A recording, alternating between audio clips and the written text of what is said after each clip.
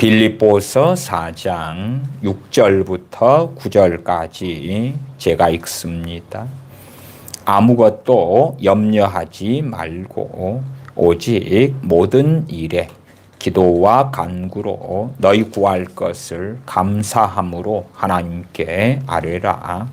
그리하면 모든 지각에 뛰어난 하나님의 평강이 그리스도 예수님 안에서 너희 마음과 생각을 지키시리라.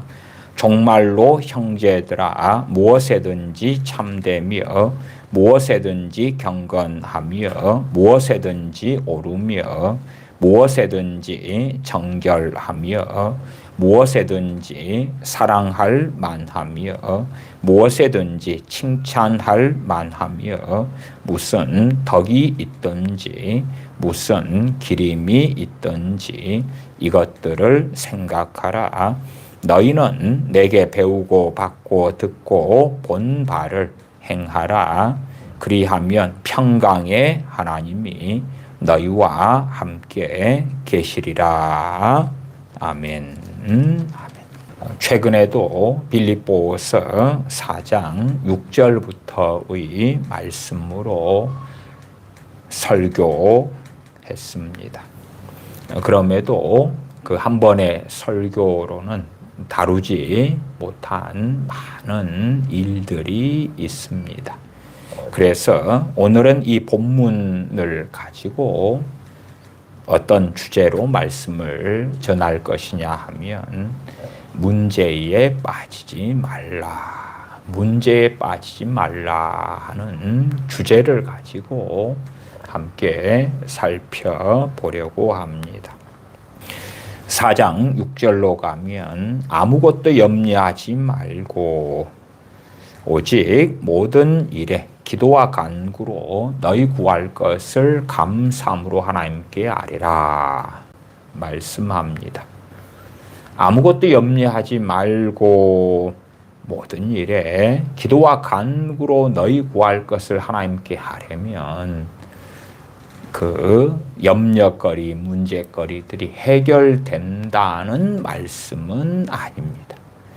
그러니까 많은 사람들이 기도와 간구로 하나님께 아뢰기만 한다면 해결해 주실 거니까 염려하지 말라고 하시지 않았나 착각하기도 합니다. 물론 무엇보다도 첫 번째는 전에 말씀드린 것처럼 우리의 염려거리, 근심거리가 있을 때에 하나님께 나아가야 한다 하는 것입니다. 누가요? 우리 주 예수를 믿는 사람들이요. 세상 사람들이야 염려거리가 있을 때에 사람을 의지하기도 하고 혹은 어떤 기업은 컨설턴트를 고용하기도 하고 뭐 다양한 방법들로 문제와 어려움을 헤쳐나갈 것입니다.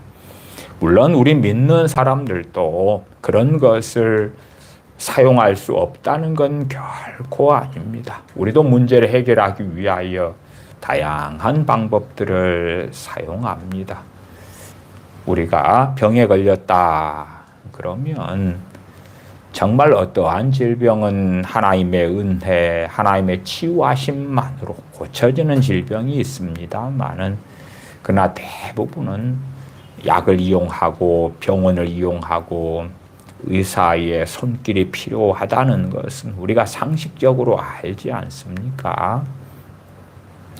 그럼에도 이제 진실로 우리 믿는 사람들이 병들어서 병원을 이용한다 할 때도 하나님께 기도와 간구로 나아가는 것은 1순위가 될 것이다. 얼마나 많은 대한민국에서도 과잉 진료가 일어나고 있고 오진들은 얼마나 많이 일어납니까? 저는 이모저모로 많은 사람들이 오진으로 인하여 고통받았고 잘못된 수술, 잘못된 약 처방을 통하여 고통받아 온 많은 사실들을 알고 있습니다. 그러니까 우리가 질병으로 인해서도 사실은 약이나 병원과 의사의 도움을 당연히 필요로 함에도 불구하고 그 질병이라는 염려거리로 인하여 실상 모든 일들이 그렇지는 않습니다만은 어떠한 일들은 우리가 환경 따라서 또한 우리의 판단을 따라서 혹은 우리의 가족 등의 판단을 의지해서 병원이나 의사를 만나거나 약 처방을 받을 때 되면 그 결과가 유감스럽게도 좋지 않은 많은 상황들이 있습니다. 그래서 우리가 어떤 질병이다 그럴 때도 진실로 그 질병의 선후 혹은 그 질병의 치료 과정, 병원, 의사를 통하여 좋게 될런지 나쁘게 될런지 알지 못한다 그 말이에요. 그래서 하나님께 먼저 나아감이 필요합니다. 우리는 내일 일을 알지 못합니다. 저는 유감스럽게도 부모님이 암에 걸려서 그 다음에 자녀들 입장에서는 어떠한 부모님의 암에 있어서 치료가 유익했던 것들이 있지만 의사 등의 판단에 따라서 또한 주변 사람들의 권면에 따라서 암에 걸렸지만 여전히 건강하게 활동하시는 부모님에 대하여 암 치료로 들어가면서 수술로 들어가면서 그 결과가 참담했던 여러 일들에 대하여 알고 있습니다. 어쨌든 부모님이 암에 걸렸다. 그것도 소생할 수 없는 암에 걸렸다. 그러면 자식들 입장에서는 수술을 받게 하시는 것을 원할 거 아닙니까? 그러나 그 결과가 해피엔딩하고 좋으면 얼마나 기쁜 일이겠습니까마는 유감스럽게도 상당한 경우는 오히려 그 암을 건들면서 그전까지 건강하게 식사하시고 활동하시고 물론 암을 발견하기 전에 암이라는 것도 모르고 그냥 건강하게 사시던 분이 암을 치료한다고 수술하고 칼을 대면서 그 다음에는 건강이 다 무너지고 심지어는 수술 다음에 몇 주를 견디지 못하고 돌아가시는 그래서 자녀들 같은 경우에 통탄하는 그런 일들도 봅니다. 당사자는 어떠하겠습니까? 그래서 우리는 어쨌든 아무리 의료가 발달하고 과학 문명이 발달했다 그런다 할지라도 하나님의 사람들은 명확하게 내일 일을 알지 못하기 때문에 염려거리가 있을 때에 기도와 간구로 하나님께 나아가야 한다. 첫째, 기도와 간구로 지난 시간에도 말씀드렸던 것처럼 어떠한 것은 일반적인 기도만 해도 평안해지는 경우들이 있습니다. 평안해지는 거예요. 말하자면 빌립보서 4장 7절에 그리하면 모든 지각에 뛰어난 하나님의 평강이 그리스도 예수님 안에서 너희 마음과 생각을 지키시리라.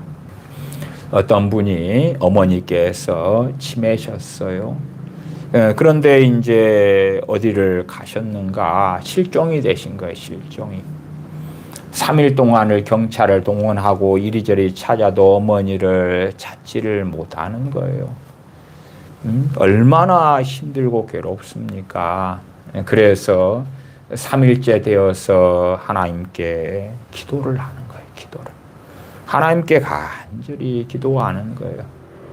그 어머니가 치매로 인하여 실종됐는데 어디로 사라진지를 모르는 거예요. 어디에서 쓰러져 돌아가셨는지. 물론 돌아가셨으면 발견하는 사람들에 의하여 연락이라도 올 텐데. 그래서 이리 발 동동 구리고 이리 찾고 저리 찾다가 3일 되어서 하나님께 엎드려서 기도를 했어요.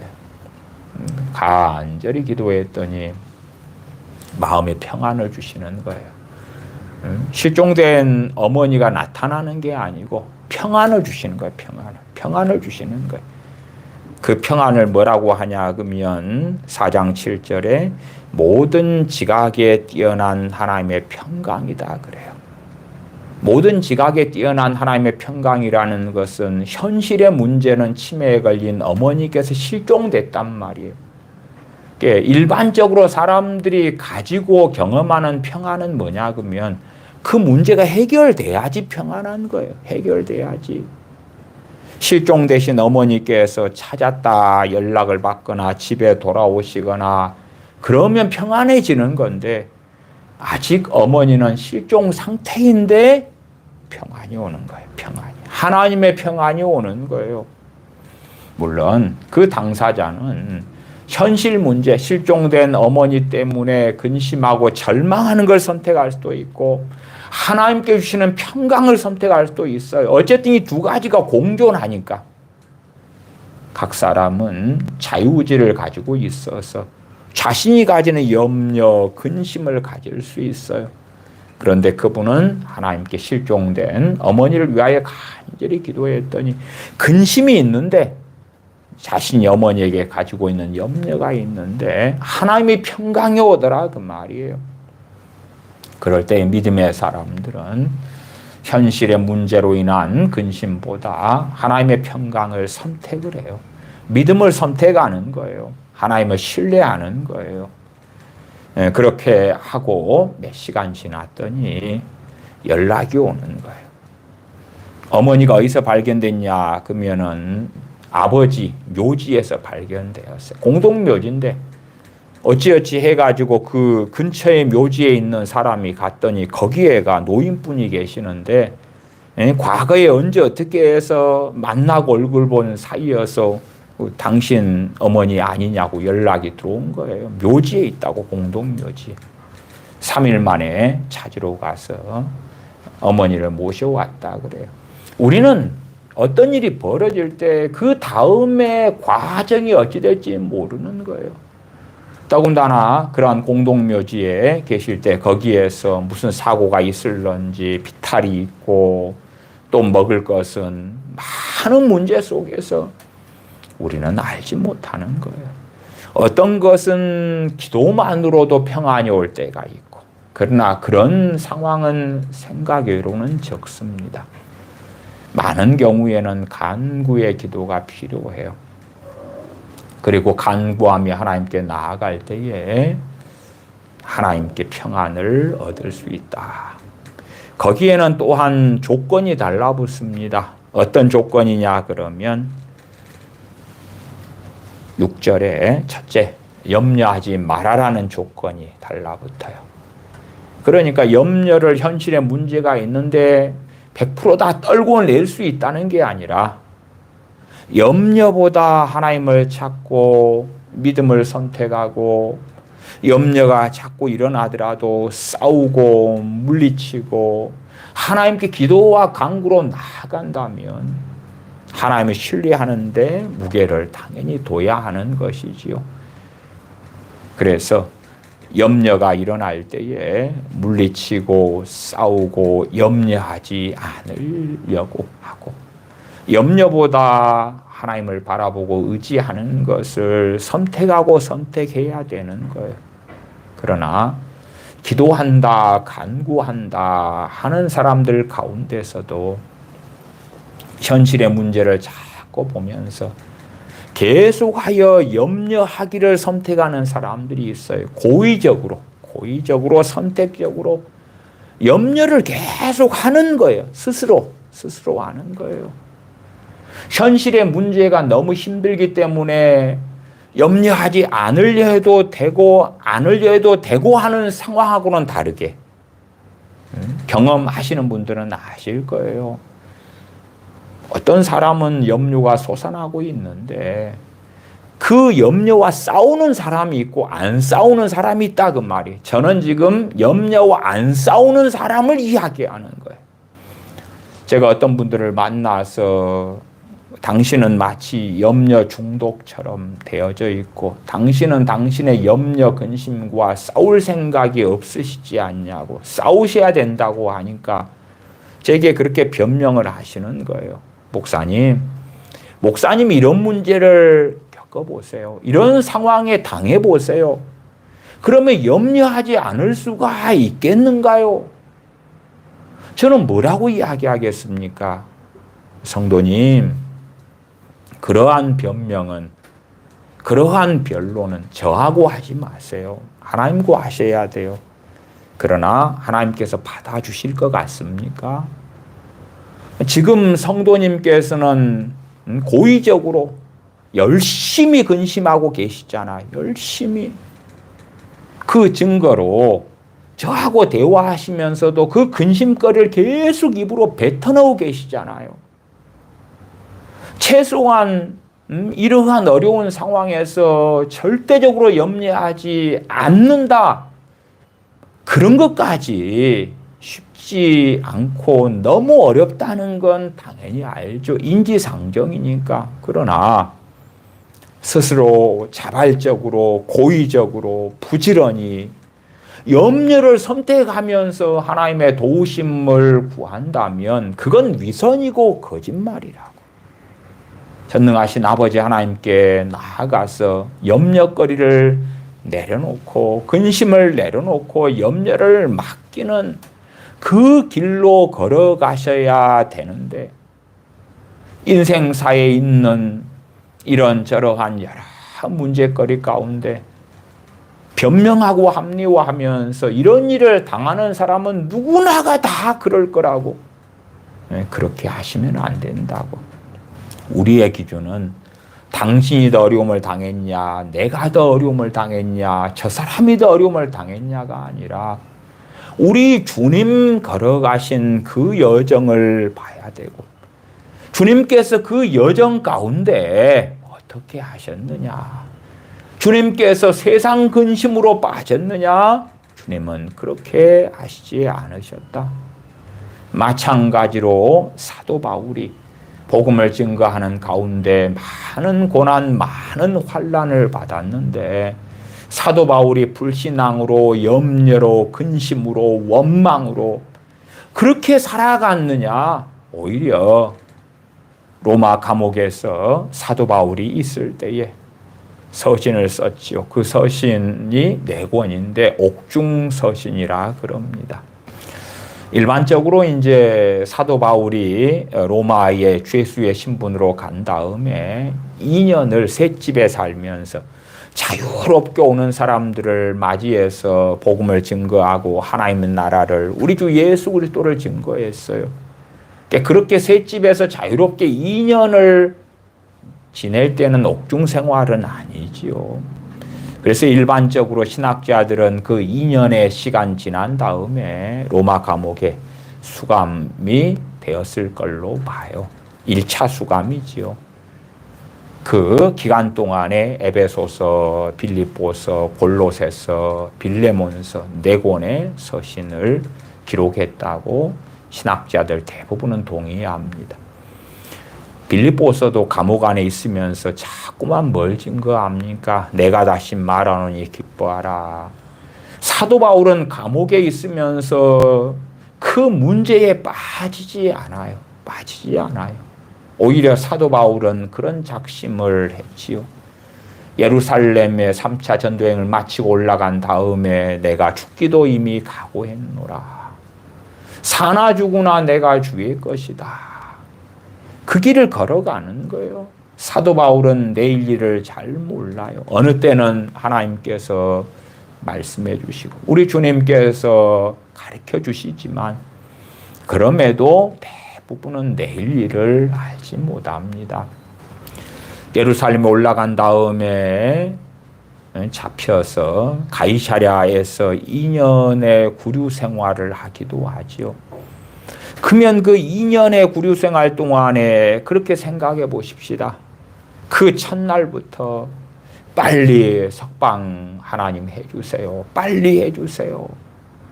그렇게 했다면 사도 바울은 문제에 빠지고야 말았을 거예요. 그렇지 않아요? 우리는 역사를 알잖아요.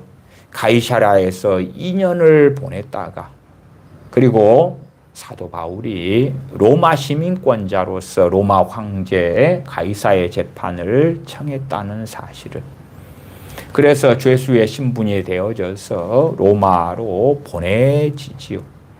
2년 동안 가이사랴에서 구류 생활을 할 때에 그러면서 거기에서 빨리 벗어나게 해달라고 그런 기도, 그런 자기가 정해놓은 방식의 해답을 가지고 하나님께 나아가지 않았다는 사실이에요. 마찬가지로 로마에 1차 투옥되고 석방되어서 다시 복음을 증거하다가 2차 투옥되고 그 다음에 로마의 네로에 의하여 사도 바울은 죽임을 당합니다. 그러한 과정과 삶에서 자기가 정해놓은 정답표대로 하나님께 기도하고 구하는 것이 아닙니다. 우리 인생사에 어떤 문제들은요, 염려하지 않고 기도와 간구로 하나님께 감사함으로 아뢰일 때에 어느 때가 되어져서 그 문제가 해결되어지는 경우들이 많습니다. 많아요. 그러나 해결되어지는 경우가 많다는 것은 전부 그렇지는 않다 그 말이에요. 우리가 일반적으로 수년간 고심하고 고민하고 힘들어하는 일들이다. 그러면은 아무리 많은 기도를 하고 작정 기도를 하고 금식을 하며 기도해도 해결되지 않는 문제들로 대부분 남습니다. 그러니까 많은 사람들이 내가 직면한 오랫동안의 고질적인 또한 큰 문제들을 가지고 작정 기도하면 해결됩니까? 애언을 받으면 해결됩니까? 마귀를 쫓아내면 해결됩니까? 어떻게 하면 해결됩니까? 답을 찾아서 다닙니다. 제게도 그러한 여러 가지 난해하고 어려운 문제들을 가지고 상담하시고 어떻게 하면 이것을 해결할 수 있습니까? 그렇게 묻는 분들도 너무 많아 왔습니다. 그러나 그런 문제들에 있어서 우리가 정답안을 정해놨다면 그리고 하나님 이렇게 해주셔야 됩니다. 이건 이렇게 처리해 주셔야 돼요. 그렇게 바랄지는 몰라도 하나님께서는 그렇게 응답하시지는 않습니다. 우리가 신앙의 여정을 걸어가다 보면 어느 문제는 어떻게 응답이 오겠구나. 어느 문제는 또한 어떻게 응답이 오겠구나. 이것은 하나님께서 속히 응답해 주실 문제가 되겠구나. 이것은 그렇게 해결되는 문제가 아니구나. 그런 것을 알 거다 그 말이에요. 알 거다 그 말이에요. 제가 어릴 때에 제 동생이 귀신 들려서 수년을 고생했던 말씀을 드렸습니다. 제 동생이 언제 귀신이 들렸냐 그러면 당시에 한국 나이로 10살 때 그랬습니다. 10살 때. 그 다음에 귀신이 좀 어느 정도 이제 물러가고 떠나갔을 때 그때가 아마 동생의 나이가 한 15쯤 됐을까요? 그것도 완전히 떠난 건 아니에요. 그러니까 귀신이 들리니까 귀신이 데리고 어디 가버리는 거예요. 집에도 안 들어. 귀신이 끌고 다니는 거예요. 그냥 이 들로 이 산으로 끌고 다니는 거예요. 그러면 어머니께서는 기도하세요. 막내 아들, 셋째 이 아들이 어디로 갔는지 찾아야 되니까 기도를 하면 꿈으로 하나님께서 보여주시고 그래요. 어느 들판, 어느 산에 있는 걸. 가면은 거기에 있어요. 데리고 와요. 그러면 또 조금 있다가 귀신이 데리고 가요. 그러니까 단지 기도의 울타리와 한계가 뭐냐 그러면 어디에 있는가를 찾는 거예요. 이제 찾는 거. 그렇지. 귀신을 쫓아내 주세요. 귀신이 역사하지 않게 해주세요. 그런 것은 그런 기도로는 해결이 안 되는 것입니다. 그래서 능력이 있다는 부흥사 목사님, 능력이 있다는 기도 원장님들 시간이 되는 대로 동생을 데리고 귀신을 쫓아내 달라고 이리저리 다니시면서 고생을 많이 하셨지요. 결국은 그렇게 하다가 그것도 가능하지 않아서 포기하고 기도원에 있는 굴에 동생을 데리고 같이 들어가서 3일을 금식하시면서 하나님께 직접 기도를 했어요. 사람을 의지해서 귀신을 쫓아내려고 그렇게 해서 동생을 자유케 하려 했는데 아무도 쫓아내지 못했단 말이에요. 소위 능력이 있다, 신령하다, 영험하다 그런 부흥사들, 그러한 기도원 원장님들 못 쫓아냈단 말이에요. 하나님께 3일을 금식 기도하면서 엎드려서 구했을 때에 귀신을 쫓아내는 은사와 능력을 주셨어요. 그리고 거기에서 귀신을 쫓아내었지요. 물론 그렇게 귀신을 쫓아냈다 해서 공부를 그때까지 안 했던 동생이 공부를 잘하게 되는 것도 아니고, 귀신을 쫓아냈다 해서 그때부터 본격적으로 신앙생활을 잘하고 신령해지는 것도 아니지요. 이제 거기에서 다시금 새로운 삶을 시작해야 되는 거예요. 그러니까 사람들이 원하는 방향, 방식이 있는데 그러한 것대로 쉽고 간단한 답은 별로 없어요. 그러나 어떠한 문제들은 우리가 염려보다도 감사함으로 하나님께 아뢰일 때, 왜 감사함으로 아뢰입니까? 왜 감사함이에요? 그것을 해결해 주실 거기 때문에 감사함입니까? 언제 해 주실 건데? 어떻게 해 주실 건데? 무엇에 대한 감사합니까? 왜 감사합니까?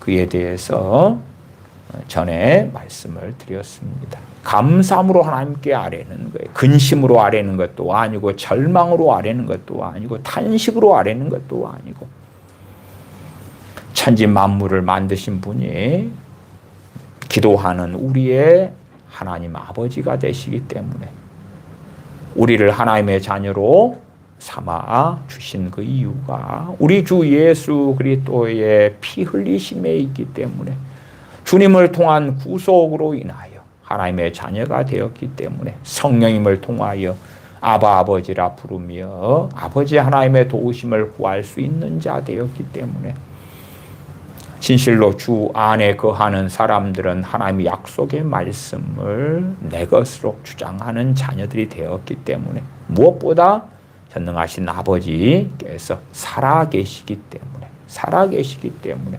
우리의 아버지가 되시기 때문에 하나님의 자녀됨으로, 또한 우리 주님의 이름으로 아버지께 당당히 나아감을 얻어서 구할 수 있음에, 그러한 많은 이유로 인하여 근심이나 원망이나 탄식, 왜 내게 이런 일이 벌어졌습니까? 왜 이렇습니까? 그런 게 아니라 감사함으로 하나님께 아뢰는다 그 말이에요. 그래서 많은 사람들은 감사함으로 하나님께 아뢰라 그 문턱을 못 넘더라. 많은 크리스천들은 빌립보서 4장 6절에 감사함으로 하나님께 아뢰라 해서 감사함으로 아뢰지를 않는 거예요. 감사함으로 아뢰지를 않는 거예요.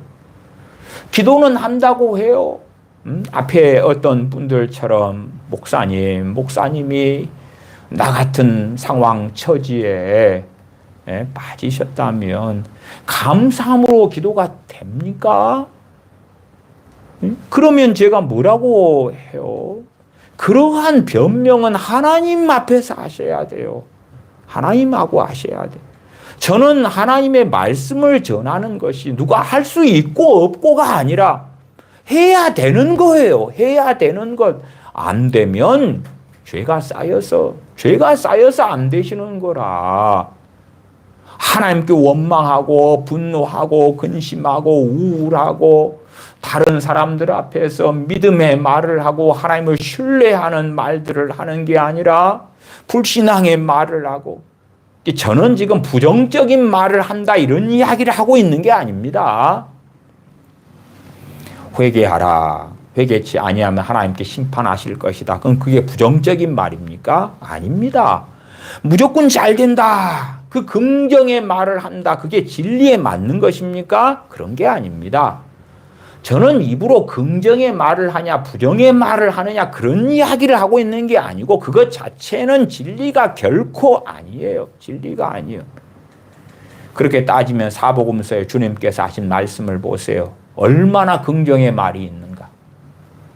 주님께서 대환란이 올 것이라고 증거하시면 그건 긍정입니까? 부정입니까? 디모데후서 3장에 말세에 고통하는 때가 이를 것이라고 사도 바울이 증거하는데 그건 긍정이에요? 부정이에요? 아니면 요한계시록 2장 3장에 소아시아 7교회에 주님께서 하시는 말씀이 있는데 그건 긍정이에요? 부정이에요?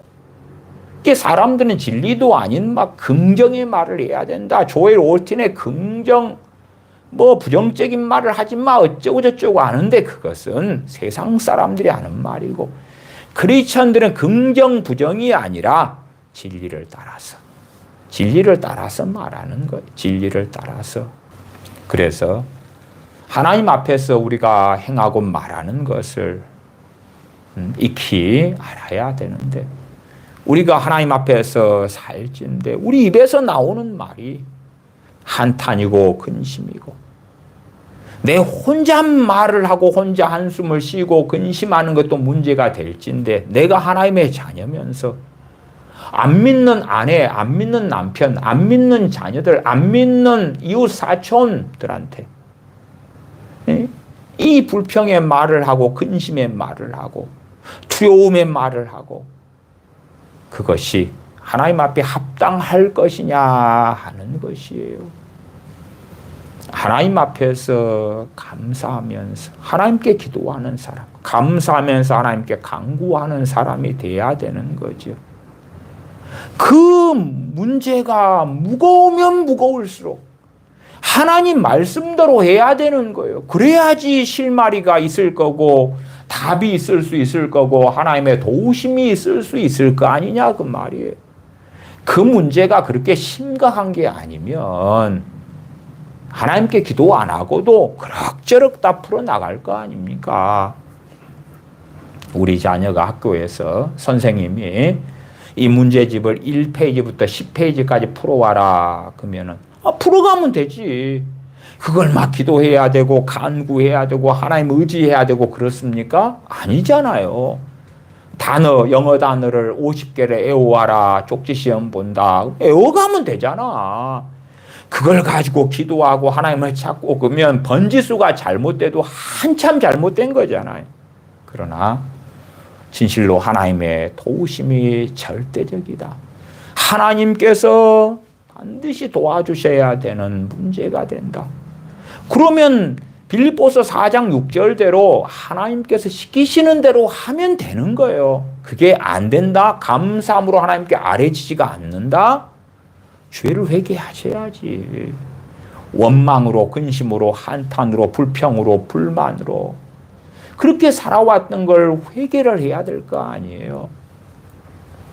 남편과 아내가 함께 살면서 남편이든 아내든 분노하고 짜증내고 원망하고 신경질 내고 그런 가운데서 부부싸움이 일상이고 그렇다가 그 문제에 하나님의 개입을 원하고 구한다 그럴 때 감사함으로 하나님께 아뢰지지가 않는 거예요. 죄가 꽉 쌓여있기 때문에.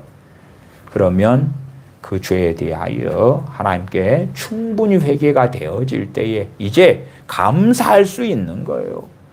그러니까 당신께서 감사함으로 하나님께 아뢰지지 않는다 그러면은 변명하면서 당신이 이런 일을 만난다면 감사가 될 겁니까? 목사님도 내 입장에 서보세요. 그런데 당신께서 감사가 안 되시는 것은 감사 반대편에 있는 원망과 불신앙과 근심과 염려와 그걸로 인한 분노와 적개심과 불평, 불만 등으로 살아왔기 때문에 안 되는 거예요. 죄가 가득 쌓여 있으니까. 마치 과거에 아궁이에서 불을 피워서 밥에 먹던 시절로 한다면 장작되던 시절로 한다면 그 불 붙이는 지푸라기가 물에 다 젖었어요. 장작이 다 젖었어요. 그럼 불이 붙습니까? 연기만 좀 나다가 말지요. 그렇게 만들어 놓고 불이 잘 붙을 거라고 생각한다면 망상하지겠냐 그 말이에요. 아궁이에 불을 피워서 밥을 해 먹는다 그러면은 젖은 나무가 아니라 마른 나무를 가져와야지. 젖은 나무는 말려야 될 거 아니에요. 그런 것처럼 감사함으로 믿음으로 살지 않는 사람들, 그렇게 살아왔지 않은 사람들은 다른 죄악들이 가득히 쌓여 있으니까 회개하셔야 돼. 출발선은 다 틀려요. 틀려요. 어떻게 같은 출발선에서 살 수 있단 말입니까? 누구든지 심는 대로 그대로 거두는 것이니까. 불평으로 10년을 살아온 사람하고 불평하지 않고 감사하고 믿음으로 10년을 살아온 사람들이 동일한 문제를 만났을 때 출발선이 다르지 어떻게 같겠냐 그 말이에요. 제 어릴 때는 갑작스런 쪽지 시험이 학교에서 많았어요. 예상치 않게 노트 교과서 덮어라, 쪽지 시험 본다. 준비를 평상시에 해온 학생하고 그렇지 않은 학생이 어떻게 같겠냐 그 말이에요. 그것이 우리는 하나님 말씀대로 그대로 해야 되는데 말씀대로 안 된다. 빌립보서 4장 6절 말씀대로 안 된다. 그러면 죄가 쌓여서 그러는 거예요. 또한 많은 문제는 간구가 필요하다고 했잖아요. 간구가 안 된다. 당연히 안 되겠지. 많은 사람은 간구 기도를 할 수가 없어요. 농촌에 가면요, 낡고 녹이 슬고 사용할 수 없는 농기계들이 가득합니다. 우리 한국 사회에는 여러 이모저모 이유로 농기계 쓰지도 않을 걸 잔뜩 사고 빚내고 국가는 그거에 또 돈을 어떻게 하고 이런저런 빚들이 가득해요. 근데 농기계가 예를 들어서 5년을 안 썼어. 썩어버렸어. 녹이 탱탱탱 쓸었어요. 그런 농기계를 작동을 시키려는데 작동이 되겠어요? 제가 지금 그 농기계를 간구로 비유하고 있는 것입니다. 그것을 제대로 사용 안 한 지 5년이 됐는데 제대로 사용될 것 같냐 그 말이에요. 우리가 사용하는 자동차도 1년을 가만히 놔뒀어요. 그러면 기본적으로 어찌 됐겠어요? 배터리는 방전됐을 거고 여러 문제는 생기지 않았을까요? 그냥 바로 운전하고 나가면 되는 거예요? 타이어 공기압은 어찌 됐을까요? 여러 문제 다 점검해야 될까? 1년 동안 가만히 묵혀놨다면. 근데 간구로 하나님께 아뢰고 나아가는 것. 그걸 묵혀두고 고장이 나버린 상태. 간구를 마땅히 해야 될 때에 안 하고 살아왔단 말이에요. 뭘 하고 살아왔을까?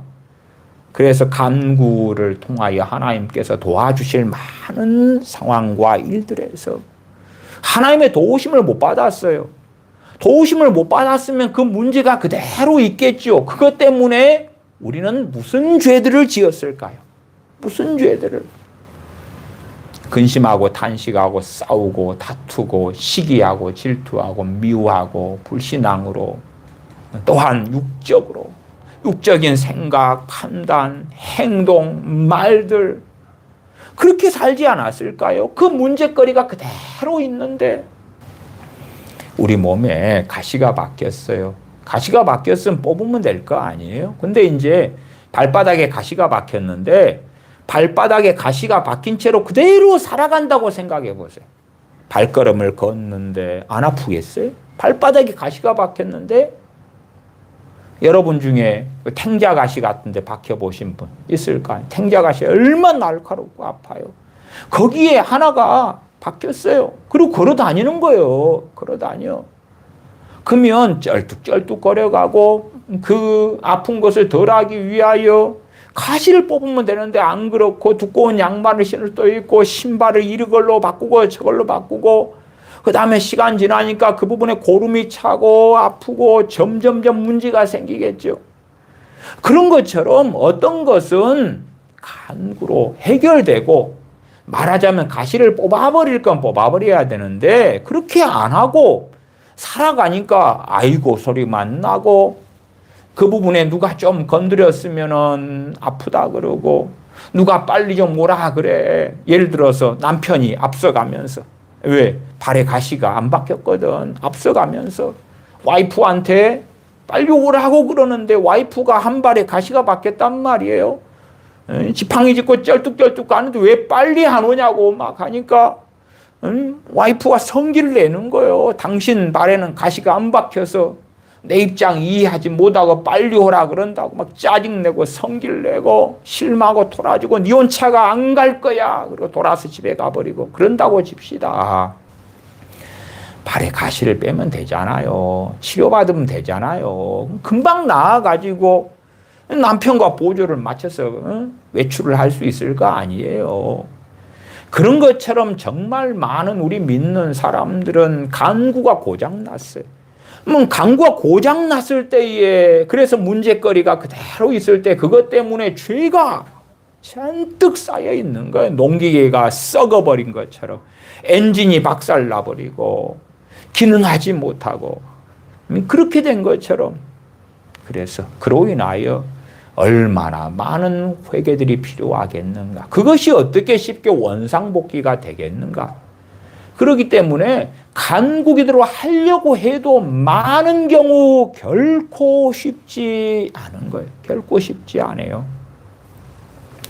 우리가 어느 집도 한 10년을 안 쓰고 방치를 해두면 집이 어떻게 됩니까? 뭐 내려앉아버리고 썩어버리고 별 문제가 다 생기지.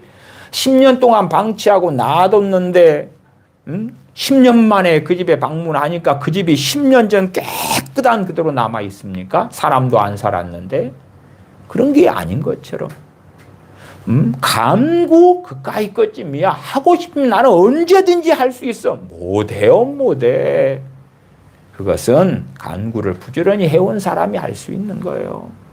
자동차를 내가 사용하는 사람이 그 자동차를 잘 정비하고 기름도 제때 넣고 그렇게 잘 해온 사람이 바로 몰고 나가면 문제 없단 말이에요. 그러나 그것을 방치를 하고 놔둬서 문제가 있는 거죠. 제가 비유를 그렇게 하는 것입니다. 왜 간구가 쉽지 않느냐? 간구로 나아가야 될 때 나아가지 않고 죄로 나아갔다면 어렵다 그 말이에요. 오히려 많은 사람들은 한숨 쉬면서 기도하고 간구도 아니고 기도. 간구해야 될 건 간구하고 기도할 건 기도해야 되는데 염려하지 말고 염려하지 않고 주님을 의지하고 주님을 신뢰하고 붙잡고 그렇게 애를 쓰고 안 되면 발버둥이라도 쳐야 된다 그 말이에요. 아무것도 염려하지 말고 했으면은 염려를 안 하려고 씨름하고 발버둥이라 쳐야 되는데 염려하는 합리화를 하고 있다면 그건 하나님께 정말 통하지 못합니다. 통하지 못해요. 일반적인 문제들이 있고 그 다음에 이제 그냥 쉽게 해결 안 되는 문제들이 많습니다. 쉽게 해결 안 되는 것. 가장 첫 번째 것이 뭡니까? 사람에 대한 거예요. 사람. 남편이든 아내든 자식이든 부모 형제든. 내 기도로 사람을 조종할 수가 없는 거예요. 각 사람은 하나님의 형상을 따라 지음받은 존재여서 자유의지를 하나님이 주셨어요. 여러분이 키우는 개나 고양이도 여러분 마음대로 다 안 됩니다. 여러분이 고양이 키우시는 분들은 고양이가 이뻐서 퇴근하신 다음에 고양이 불러보세요. 그러면 고양이가 옵니까? 지가 오고 싶으면 오고 안 오고 싶으면 안 오는 거예요. 고양이라는 그냥 우리가 키우는 짐승도 우리 마음대로 못해요. 그나마 개는 사람에게 충성되기 때문에 개는 주인이 오면 좋다고 꼬리 흔들고 막 좋아하고 오겠지요. 물론 그 개도 특정한 주인들에게 그렇지 모든 사람에 대해서는 안 그런 줄 아시잖아요. 다른 짐승은 말해서 뭐예요. 근데 사람은 기도를 통하여 하나님 내 자식을 이렇게 근심거리가 되는데 바꿔주세요. 내 남편을 이렇게 아내를 이렇게 그 대부분의 것은 통하지 않습니다. 안 통합니다. 안 통해요. 그런 거 안 통합니다. 제가 지난주 주일 설교 때 얼핏 그런 말씀을 드렸어요. 이제 믿지 않는 사람들이 결혼을 해가지고 불신자 2명이 살다가 도중에 주로 이제 여자분이 예수님을 먼저 믿게 되죠. 믿어요. 그 다음에 아내가 예수님 믿으니까 남편이 예수님 믿었으면 구원받았으면 하고 기도하고 구하고 막 할 거 아닙니까? 네, 그런 가운데 제가 그런 사람이 많아도 3 부부 중에 1 부부 정도에 불과하다.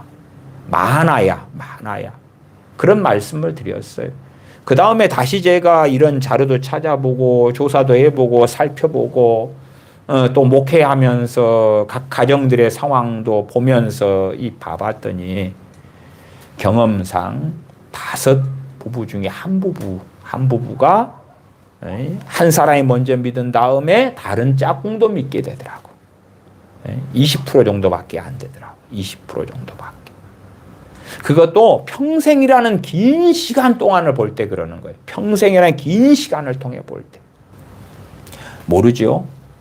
정말 돌아가실 때까지 다 추적조사를 한다면은 25%까지는 될런지는 모르겠어요. 4 부부 중에 한 부부. 근데 대부분 부부가 신앙생활을 하는 사람들은요, 결혼 전, 처녀 총각 때부터 예수님 믿는 사람들이 결혼했을 때에 부부가 함께 신앙생활을 계속하는 경우들이 대부분인 거예요. 도중에 결혼생활 한 다음에 어쩌다가 남편이나 아내가 먼저 믿은 다음에 상대방도 믿겠지. 그런 기도를 통해서는 믿게 되는 경우는 거의 없어요. 그냥 그렇게 말씀을 드려요. 상대방도 믿을만 하니까 믿게 된 거예요. 믿을 때가 되니까 믿게 된 거예요. 그럴 뿐이에요. 그럴 뿐이요. 심지어는 상대방이 믿게 됐어요. 야, 내 남편이 예수님 믿게 됐구나. 너무 감사하고 너무 좋아라. 그리 했는데 변화되는 경우는 이제 진심으로 예수님 믿고 말씀대로 살려 하고 깨어 있으려 하고 기도하려 하고 주님을 사랑해서 나서서 여보 우리 가정 예배 드리면 어떨까? 여보 우리 작전 기도할까? 여보 우리 함께 찬양할까? 그렇게 진실로 주님을 사랑하는 배우자가 되는 경우는 훨씬 더 적습니다. 훨씬 더 적어요. 그러니까 그런 사람의 변화, 남편이나 아내나 배우자, 자식들 변화, 그들의 구원을 놓고 막 기도한다고 합시다. 그러면 그런 것은 그 결과로 찾아오는 것은 어리석음인 거예요. 어리석음인 거예요. 그것을 제가 문제에 빠진다. 그런 거 문제에 빠진다. 디모데후서에서 사도 바울은 동역자 데마가 세상을 사랑하여 갔다고 이야기해요. 뭐 하려고 그렇게 디모데후서에 기록합니까? 기도를 통해 바꿀 수 있다면 데마가 주님을 세상이 아니라 사랑하게 해주세요. 저 주의 종 데마가 그 누구보다도 주님의 영광을 위해 살게 해주세요. 사도 바울이 내가 그렇게 기도했노라. 그러니까 데마는 금방 바뀌고 변화될 거야. 그리 되면 될 거 아니에요. 2차 전도 여행을 떠나려고 할 때에 바나바 사도와 사도 바울이 대판 싸워서 갈라서는 이유가 뭡니까? 마가 요한 때문에 그렇습니다. 바나바 사도의 생길 조카가 되는 마가 요한이 1차 전도 여행 때에 힘들다고 떠나버렸거든. 되돌아가 버렸거든요. 그것 때문에 사도 바울은 2차 전도 여행에 함께 할 수 없다고 반대했다고 말이에요. 아니 2 사도가 마가 요한한테 안수 좀 해주고 애언 좀 해주고 말씀 좀 가르쳐주고 그러면 너무 놀라운 동역자가 돼버리면 마가 요한 때문에 싸울 일이 없잖아요. 물론 하나님의 은혜로 마가 요한은 정말 하나님의 일에 귀중한 하나님의 사람이 됩니다. 사도 바울은 동역자라고 나중에는 부릅니다. 베드로 사도는 내 아들 마가라고 부릅니다. 그러나 그러한 것도 참으로 좋은 결과가 나오기로 결정된 건 아니에요. 또한 그런 마가 요한의 변화와 주님 앞에 살아가면 일조일석에 되는 문제도 결코 아니었다 그 말이에요. 그래서 우리 많은 사람들은 뭐 자식이나 부모, 형제나 남편, 아내의 변화를 위하여 집착하면서 하나님 해주세요. 내가 정한 시간표에 그렇게 돼야지 내가 편할 것 같아요. 해주세요. 그러면 문제의 함정에 빠지게 된다 그 말이에요.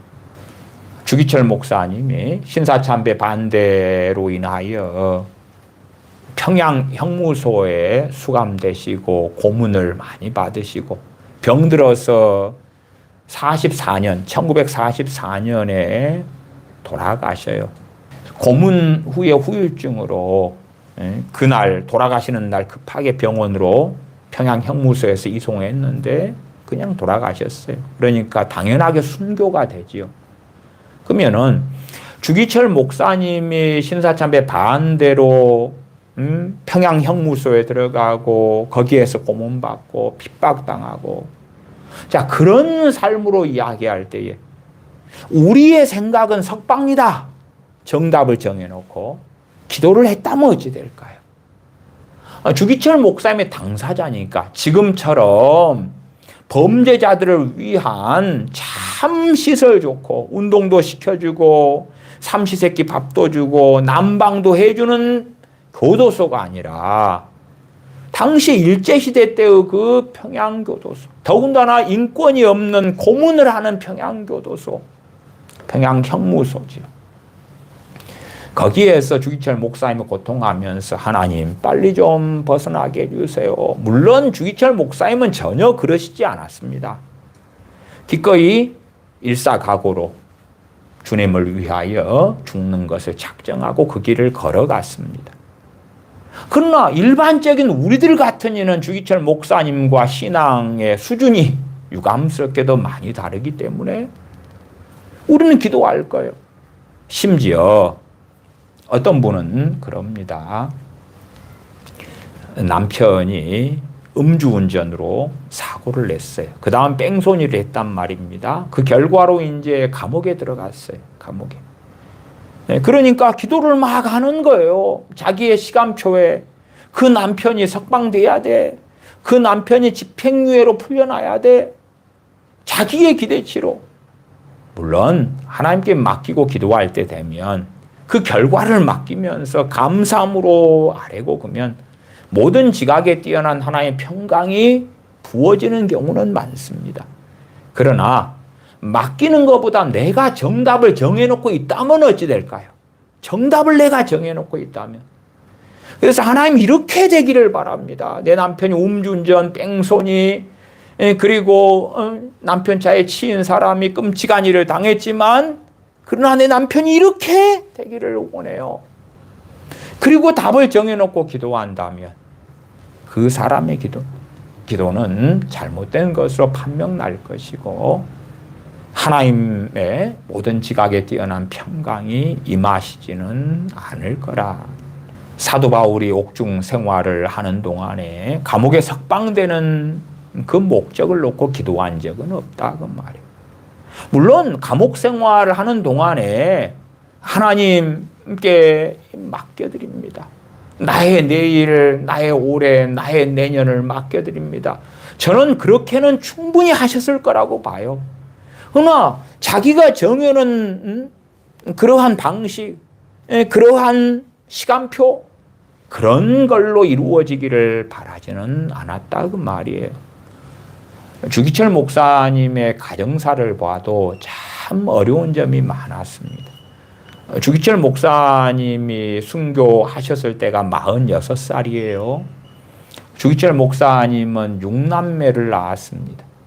그 중에서 장남 같은 경우야 이제 주기철 목사 순교하신 다음에 죽었으니까 1919년생인데 50년에 죽었으니까 주기철 목사님은 장남의 죽음은 못 봤지요. 그런 장남은 기껏해야 30살 정도 살고 인생을 마감했고 주기철 목사님은 재혼을 한 경우거든요. 첫 번째 아내가 1933년에 돌아가셨어요. 사별이죠. 사별한 다음에 재혼을 했어요. 그러니까 그렇게 사랑했던 아내가 1900년생인가 뭐 그렇게 되시는데 33살, 32살 이런 젊은 나이에 돌아가시는 거예요. 그러니까 내가 정해놓은 게 있다면 어찌겠어요? 어이고 건강해야 돼요. 치료받아야 돼요. 아니요. 그 믿음의 사람도 아내가 먼저 천국에 가는 것을 막지는 못했어요. 세 번째 아들 같은 경우는 25년에 태어났는데 28년에 사망했어요. 그러니까 3살 정도밖에 못 살았어요. 그 다음에 딸 하나 낳았는데 1930년에 태어났는데 31년에 사망했어요.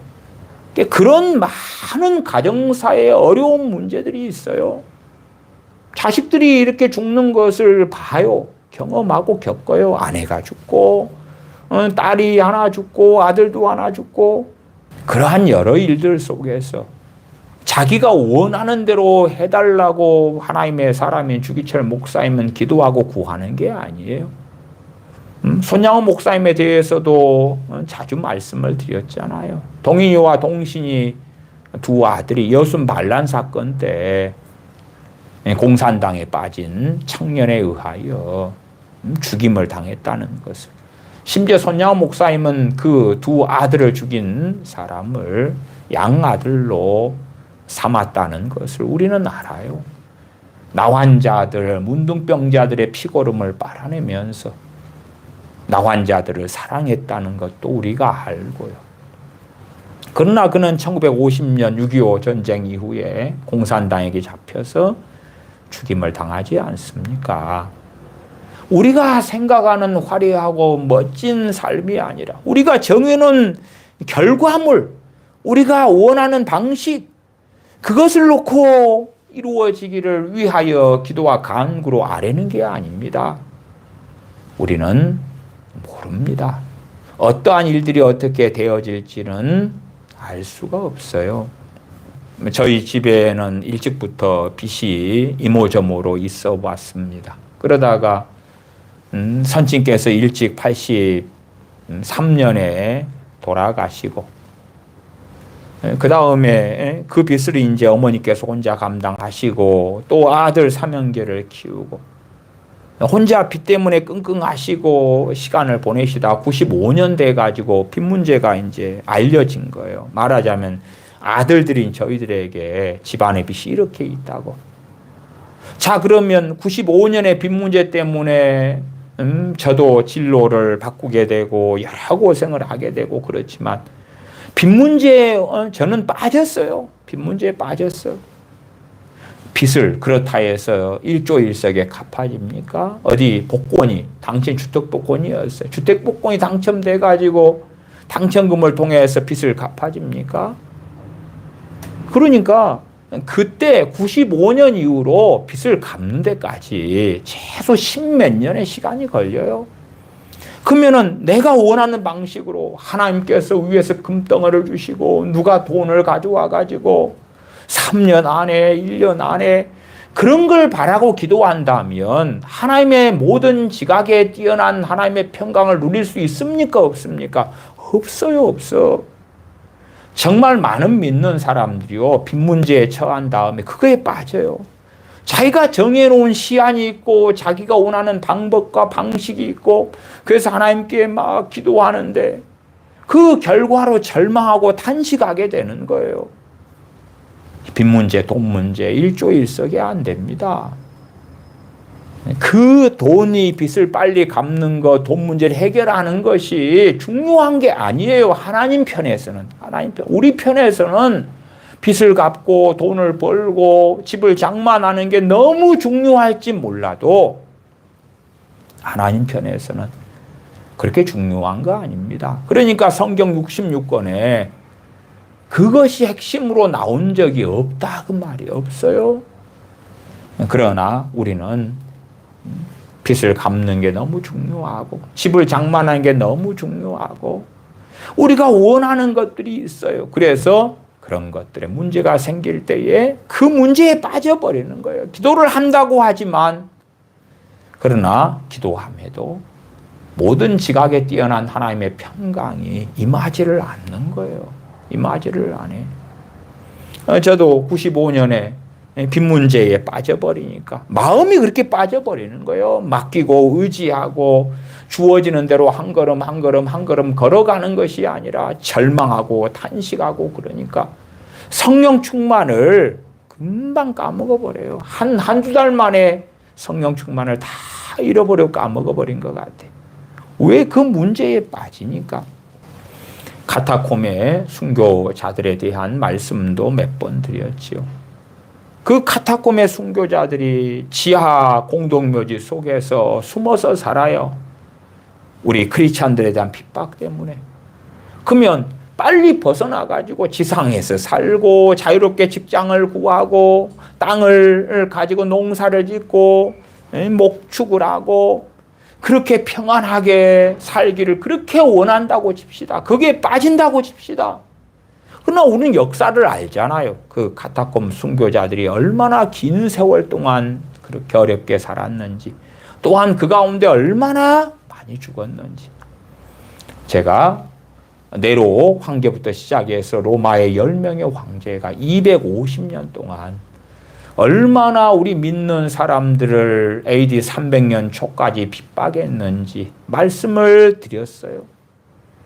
그러니까 그 250년의 핍박과 순교의 때에 빨리 해방되게 해달라고, 벗어나게 해달라고 기도했다고 합시다. 그럼 어찌 됩니까? 문제에 빠져버리는 거예요. 문제에 빠져버리는 거예요. 내일 일은 우리는 알 수 없는 거예요. 어찌 될지 알 수 없는 거예요. 대한민국은 참 정치가 너무 어지럽고 심지어 너무 지저분합니다. 그러면 대한민국 크리스천의 많은 사람이 보수 우파입니다. 보수 우파가 원하는 대통령 후보가 있을 거고 대통령이 절대 안 돼야 되는 사람, 저 정과 사범에 이재명 씨가 있는 거예요. 그래서 기도도 할 것이고 애도 쓸 것이고 홍보도 할 것이고 저런 사람이 대통령이 되면 안 돼 할 것이에요.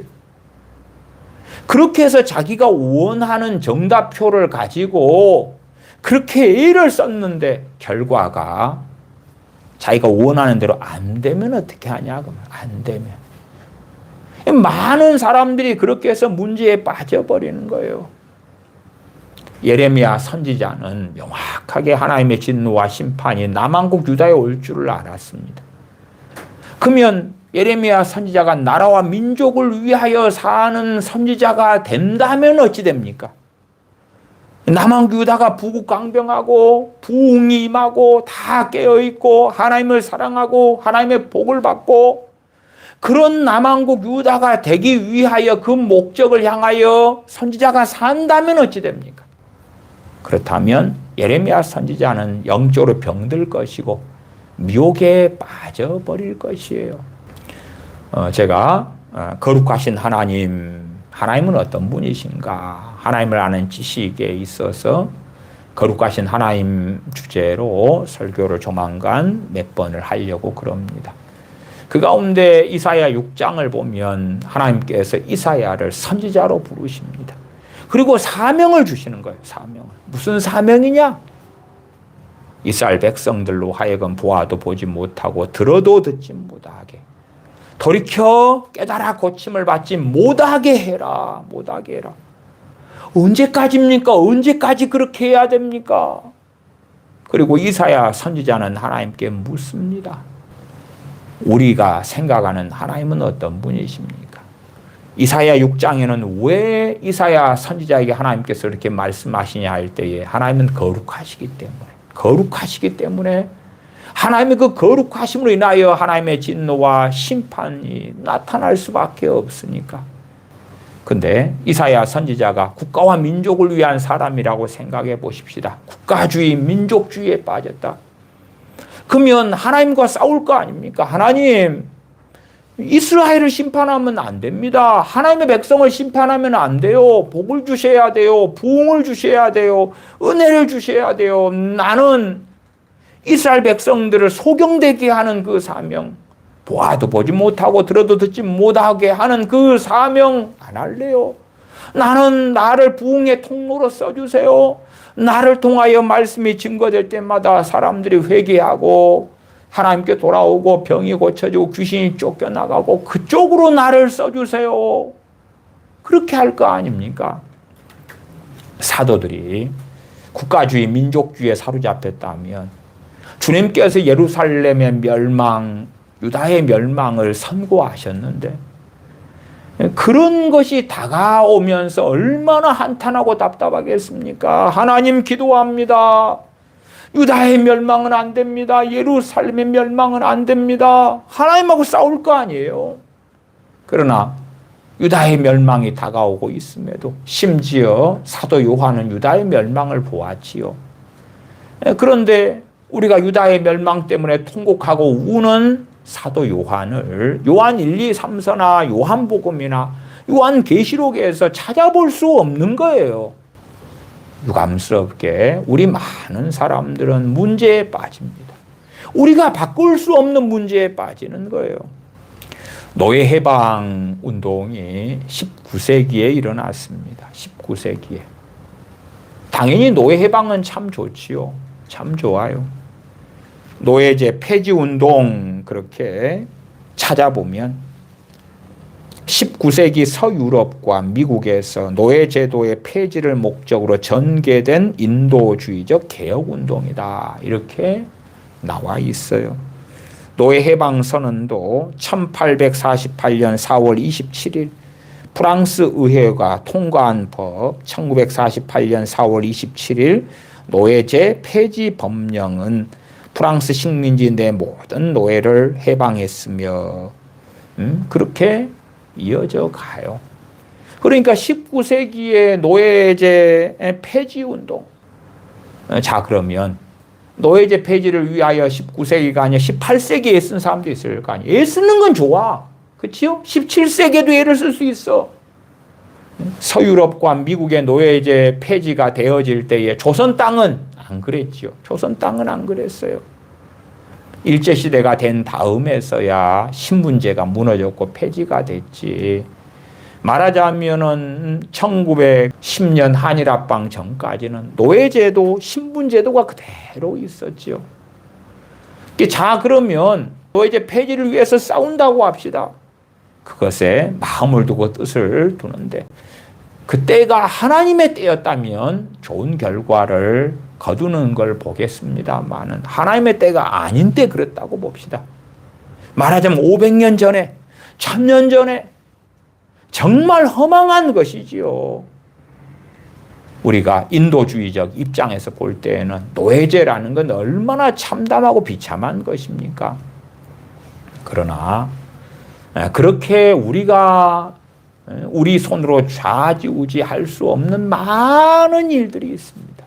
많은 상황들이 있어요.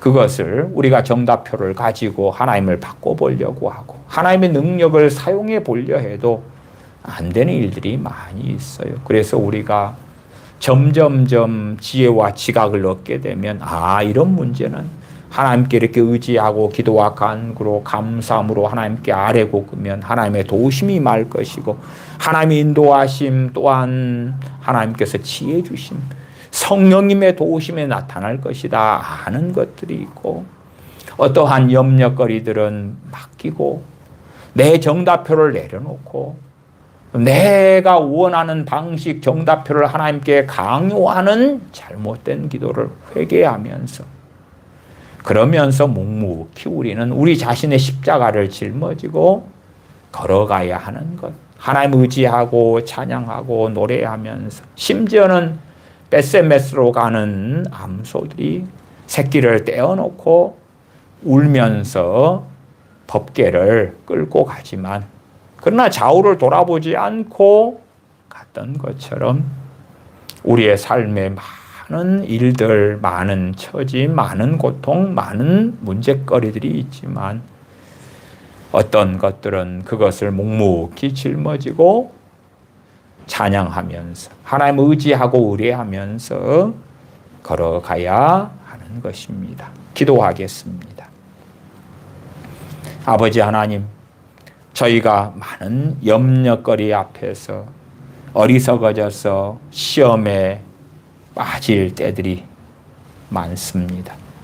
저희가 그렇게 염려거리들 가운데 시험에 빠지는 어리석은 이들이 아니라 오히려 염려를 맡기고 기도와 간구를 하며 전능하신 아버지께 감사함으로 나아가는 복된 자녀들이 되게 하여 주시옵소서. 또한 많은 인생사의 문제들, 그것이 사람의 변화에 대한 것, 사람들의 구원에 대한 것이라면 우리 뜻대로 되지 아니하고 될 수 없음을 인정하는 가운데 하나님의 은혜 주시기를 구하며 전능하신 아버지께 맡겨드리며 또한 우리를 통로로 사용하여 전능하신 아버지께서 복음을 전하는 통로, 기도해주는 기도의 통로가 되는 그러한 사람이 될 수 있도록 주님 앞에 깨어서 살아가는 저희가 되게 하여 주시옵소서. 바뀌지 않는 많은 것들 때문에 또한 일조일석에 바꿀 수 없는 많은 것 때문에 탄식하고 애통하고 어리석어짐보다 전능하신 아버지께 내어드리고 맡겨드리고 찬양하며 전능하신 아버지를 신뢰하며 믿음의 여정을 한 걸음 한 걸음 걷다가 주님 앞에 서는 우리가 되게 하여 주시옵소서. 우리 주 예수님의 이름으로 기도하옵나이다. 아멘.